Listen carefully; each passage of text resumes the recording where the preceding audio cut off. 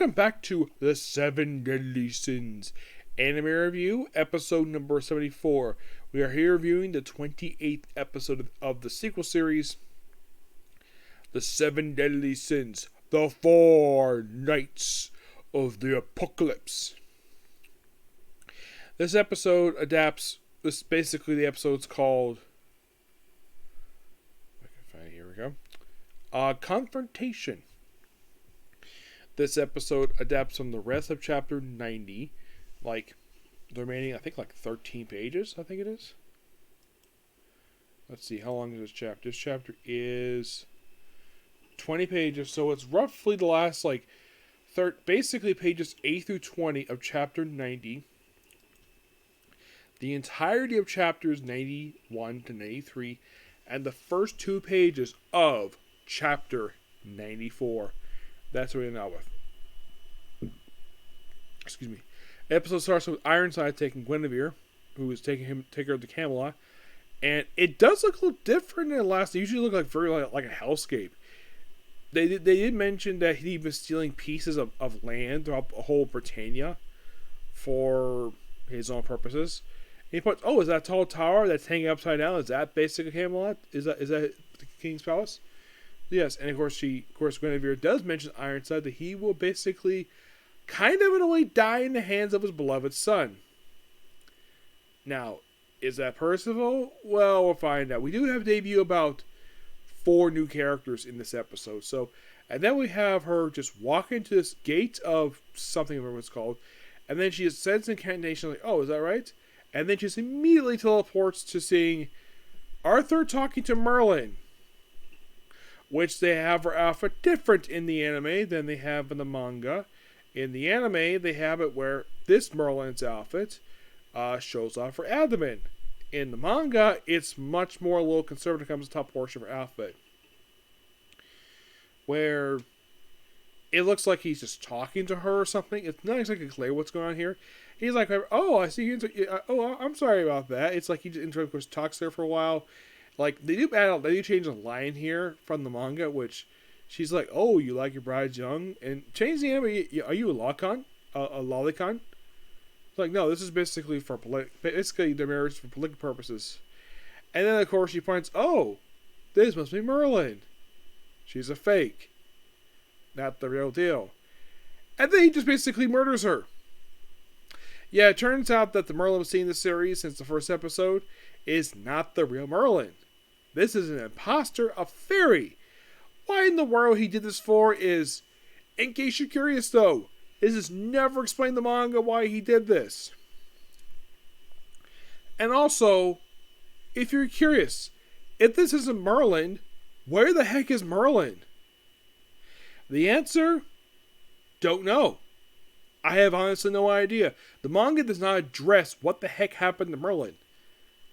I mean, if you think about it, a lot of the characters in the original series don't usually do very much this one. I'm looking at Meliodas, the star of the original series, and he appears in a handful of episodes because he's not the focus character anymore. It's Next Generation. Yeah. And the first sin you see of all the sins of the whole series is Gother. He's the first one. And then, of course, see Meliodas. Don't worry, more show up. But if you're going to ask me personally, which sin does not show up in the show? Okay, who does show up? Who has not seen yet? King and Diane, at the end. They do show up in the series in a later story arc. But does Lancelot's parents? Shockingly, no. They never make appearance the whole series. Why? It's kind of a bit of a mystery. It's like Lancelot is filling the role his basically father had in the original series. Don't worry, Jericho does pop up again in a later story. We'll get to that. So, basically,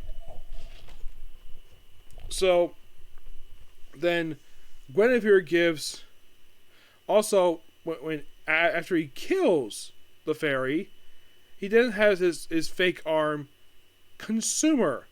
And she is not happy with this at all. And gives basically a prophecy kind of predicting the events we'll see for this particular story arc, where 2 of his subordinates Will Kent will be killed by a landslide pretty quickly. Let anybody else find out about it. Of course, she does say that nine of them won't notice anything. That's a key for this arc. We'll get to that later on. So we have the group just walking about. Of course, they arrive at Wolnick, which apparently is like a trading hub for Leonis. So, and they also know it's a walled city built into a rocky mountain. Now, it does have, the walls do have damage. That was due to bandits, and the fact this is also this area, it could be a dispute for territory during wars between nations. They go inside, and of course they find it. Of course, you have Lancelot being funny by basically demanding Tristan him in.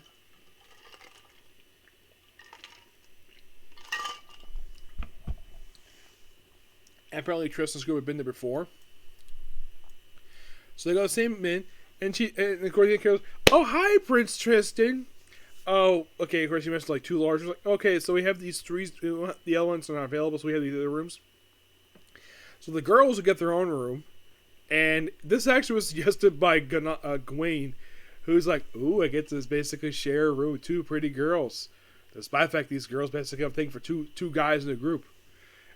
Asana has a thing for Tristan, while it's implied she has a thing for Percival. But that's not stated here yet. While they decide rooms, Percival and Donnie proceed to go out to see who's big climber. Percival climbs up a wall and then sees a woman changing. When I originally read this, it was implied that this person can change this person's gender, but no, this person is in fact a woman.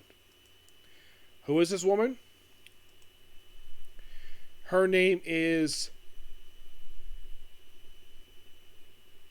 Teen Ichi. That's her name. It's like a look at her, she kind of looks like a female version of Vegeta. No, seriously. She looks and get this. She's named after a distillery of whiskey. And her partner shows up, Mock Drift. Yes, obviously Scottish. Yep.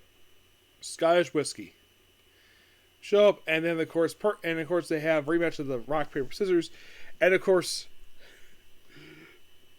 Cathan basically is like, I really want to share a room with Tristan.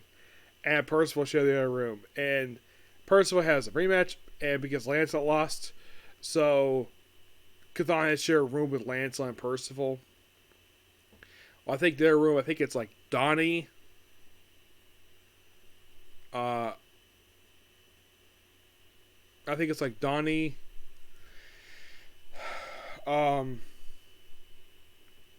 Donnie, Jade, and Nausicaans. And there's also implied here that Nausicaans may have a thing for An, but it's not explored here. What happens to Tristan? Oh, he gets to share with a beautiful woman. Now, in the manga, the anime, they cut the bottom half of this scene here. Because, here's the thing. This woman who Tristan shared a room with is wearing no panties. Or a pair of pants. She just has a shirt. And of course, basically, Cathan and Isaac basically just spy on them. And it's very implied this woman is trying to have sex with Tristan. Like, oh, Prince Tristan.